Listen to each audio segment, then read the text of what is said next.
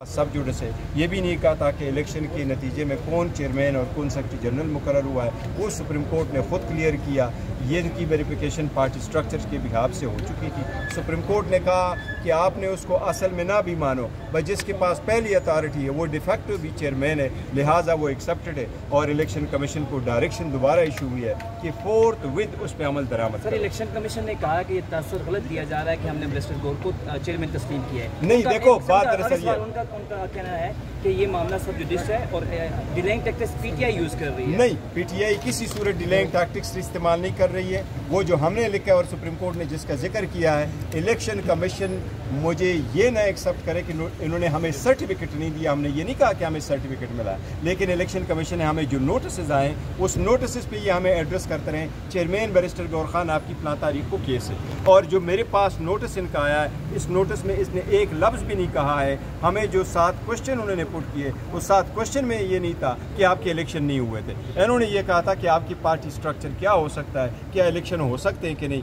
और हमने इनको कहा था कि सुप्रीम कोर्ट ने तो हमें माना है कि हम एक पॉलिटिकल पार्टी है, लिहाजा हम मेंटेन है।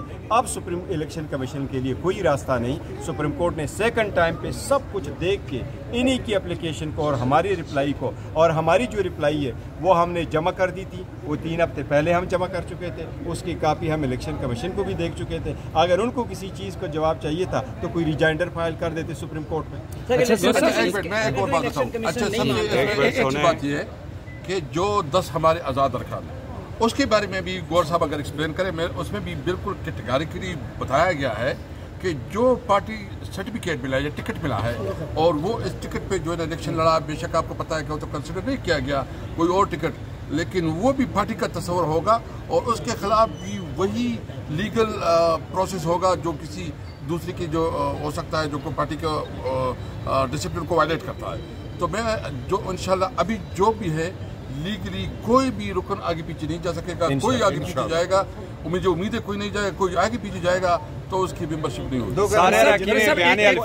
आपको बता दें उसके बारे में, जितने हमारे कैंडिडेट्स हैं MNAs हैं, उन सारे MNAs को हमने इंस्ट्रक्शन इशू किए। पार्लियामेंट्री पार्टी की इंस्ट्रक्शंस होती हैं, ये सुप्रीम कोर्ट की जजमेंट है और यही आर्टिकल 63A में लिखा है कि पार्लियामेंट्री पार्टी ही की इंस्ट्रक्शंस हो, वो हम कम्युनिकेट कर चुके हैं। उनको जो लेटर हमने लिखे थे वो लेटर और वो इंस्ट्रक्शंस और उनकी कापीज़ हमने स्पीकर के पास और अपने सेनेटर के जो लेटर है वो चेयरमैन सेनेट के पास हम जमा करा चुके हैं। वो सारे हमारे कैंडिडेट है। सुप्रीम कोर्ट की जजमेंट ये है कि अगर एक कैंडिडेट हो वो आज़ाद भी अगर लड़ा हो, लेकिन अगर वो पार्टी का हो तो पार्टी का माना जाएगा। परवेज़ इलाही साहब और हमजा शहबाज के केस के मुताबिक वो जो अगर पार्टी कैंडिडेट किसी और पार्टी को वोट दे तो न सिर्फ ये कि उसके खिलाफ कार्रवाई होगी बल्कि वो वोट काउंट भी नहीं होगा।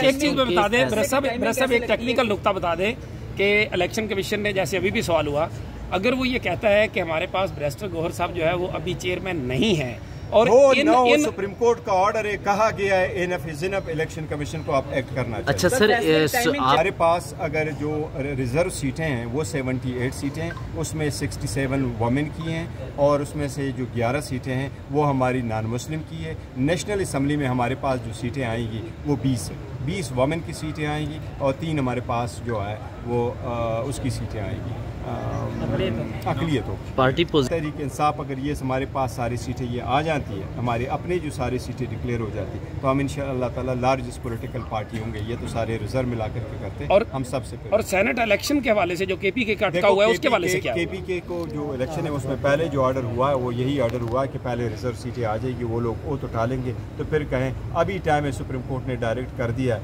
ये जो रिजर्व सीटें, इसके स्ट्रेंथ पे हमें रिजर्व सीटें मिलनी है। ये रिजर्व सीटें उम्मीद है सुप्रीम कोर्ट के डायरेक्शन के बाद शेड्यूल भी आ जाएगा इलेक्शन कमीशन की तरफ से और इलेक्शन कमीशन उस शेड्यूल के मुताबिक अनाउंस करेगा और जब सेनेट का इलेक्शन हो जाएगा तो आर्टिकल 63 में कोई तरमीम के हवाले से भी कोई बात है? देखो, अगर कोई पैकेज आया सो नथिंग लाइक इट, कोई भी पैकेज आ जाती। देखो 25th अमेंडमेंट्स सो फार बिल मूव हो चुके हैं, उस 25th में तकरीबन 10-11 अप्रूव हो चुकी हैं, बाकी सारे रिजेक्ट हो चुकी थी। हर मरतबा एक आईनी बिल मूव होना का मतलब ये नहीं है कि जो उस बिल में मौजूद है वो सारा पास हो जाता है, कभी कंसेंसस नहीं भी होता। हमारी सिर्फ कोशिश और हुकूमत से भी ये अपील थी कि डिस्पाइट हमारी रिजर्वेशंस के आईन हमेशा यूनानिमस होता है। 73 के आईन यूनानिमसली पास हुआ, इसमें मेजर अमेंडमेंट्स यूनानिमसली हुए, लिहाजा یہ وقت نہیں ہے کہ ہم ججز والے میں. نہیں برسٹر صاحب ایک اور بات ہے, ابھی تو جو فیصلہ ہوا ہے اس میں تو ابھی ہماری اقلیت اور جو ہماری وومنس سیٹس ہے